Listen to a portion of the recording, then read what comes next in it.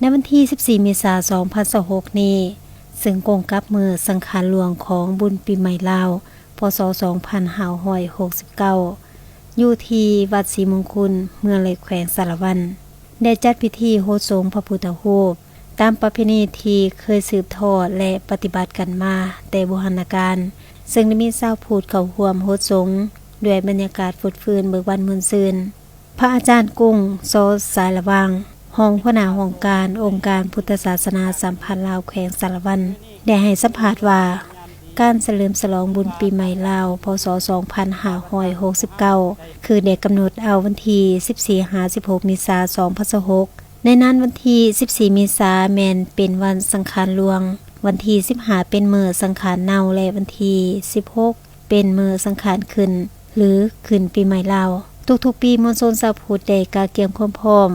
โดยการจัดดอกไม้ธูปเทียนและพร้อมทางอนามัยปัดกวาดบ้านเรือนและวัดวาอารามให้มีความสะอาดจบงามโดยปฏิบัติตามวัฒนธรรมฮีตของประเพณีอันดีงามของชาติก็คือของท้องถิ่นในนั้นได้มีการจัดแต่งพระเขาพระหวานเพื่อลงไปวัดในมื้อสังขารหลวงบรรยากาศอยู่แขวงสารวันโดยรวมเห็นได้ว่ามีความคึกคืนและเบิกบานม่วนซื่นตามวัดวาอารามแห่งต่างๆได้มีการจัดกิจกรรมทางศาสนาเพื่อให้ชาวพุทธศาสนิกชนได้เข้าร่วมทำบุญและสืบสานฮีตของประเพณีโดยเฉพาะอยู่ที่วัดใหญ่ศรีมงคลซึ่งเป็นวัดที่สำคัญของแขวงได้จัดพิธีอัญเชิญพระพุทธรูปลงจากบัลลังก์หรือบุษบกเพื่อให้ประชาชนได้โหดสงด้วยน้ำอบน้ำหอมที่กาเกียมมาเพื่อเป็นสิริมงคลให้แก่ตนเองครอบครัวซึ่งในนั้นได้มีหลายกิจกรรมเป็นต้นโจกสลากเสียงซีหยอดเหรียญอวยพรและกิจกรรมอื่นๆมื้อนี้ก็เป็นมื้อเลิกงามยามดีถือว่าทางวัดศรีมงคลบ้านวัดกลางของพวกเฮาก็ได้เอาพระพุทธรูปลงหดทรงปกติของแต่ละปี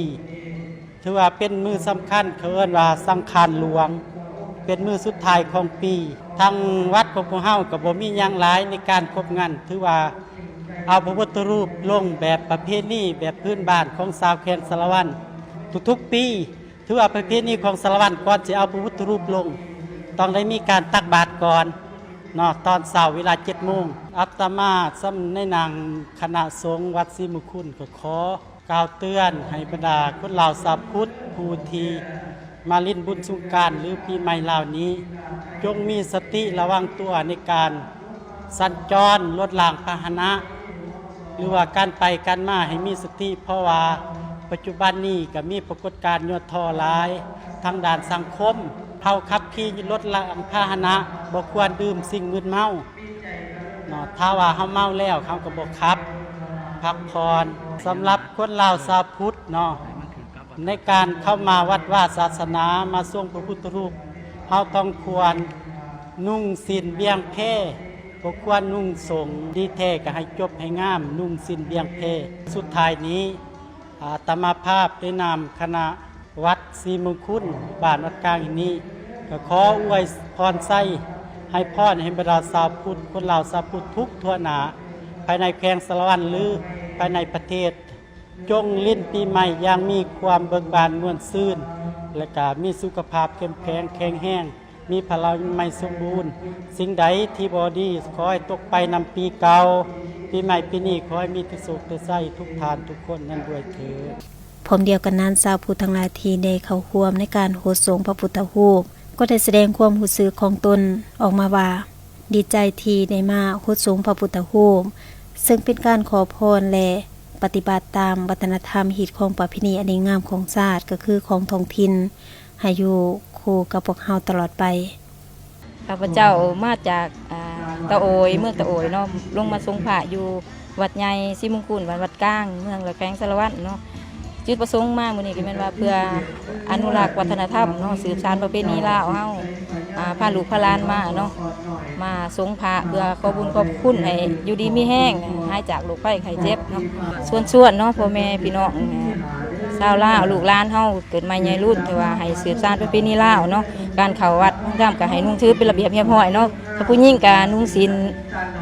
เก่าผมเบียงแพร่เนาะให้เป็นระเบียบเรียบร้อยตามประเพณีลาวเฮาเนาะ